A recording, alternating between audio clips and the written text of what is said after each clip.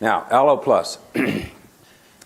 Aloe is an interesting material. Most people know of aloe in skincare, right? You rub it on your skin. It's good for, dry skin. It's good for irritations, etc. Well, it is.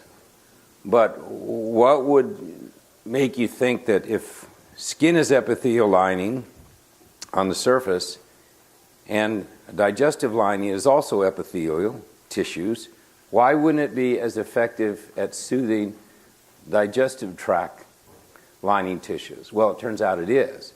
So when people talk about improved digestion, somebody mentioned that they had a problem.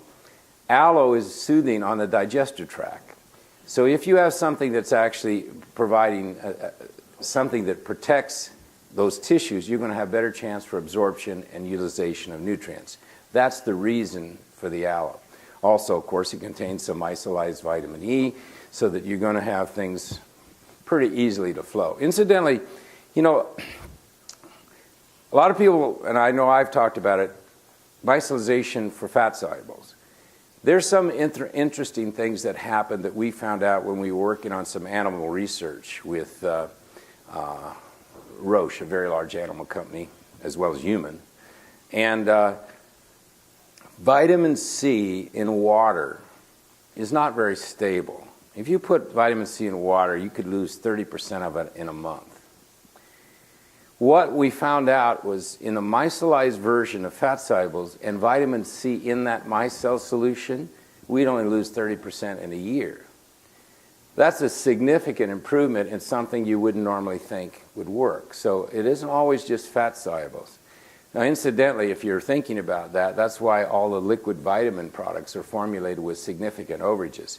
Most of these will have 30 to 50% overages in vitamin C, because we know that. So a lot of times you see on a label, oh, I get 100 milligrams here and I get 100 milligrams there. We never formulate for 100% at time of manufacture. We formulate 100% for shelf life of the product. So a lot of people would bring formulas, they come in and would say, can you make our product for us? And a lot of, sometimes big companies. I said, sure, let's see your label. And then they give me their formula sheets. And I'm looking at that, I'm looking at that. I said, which of these two you want me to make? Because they're not the same. You can't formulate a product for shelf life and do 100% of the time of manufacturing. So most B vitamins would be 10, 15% to 20% overage. Vitamin C is going to be 30, 40, 50%, just so you know that. But also there is greater stability, by the way, in micellar forms of water-soluble vitamins. So the reason for aloe, of course, is the basis is digestive support. You can't absorb and utilize if your digestive system isn't working.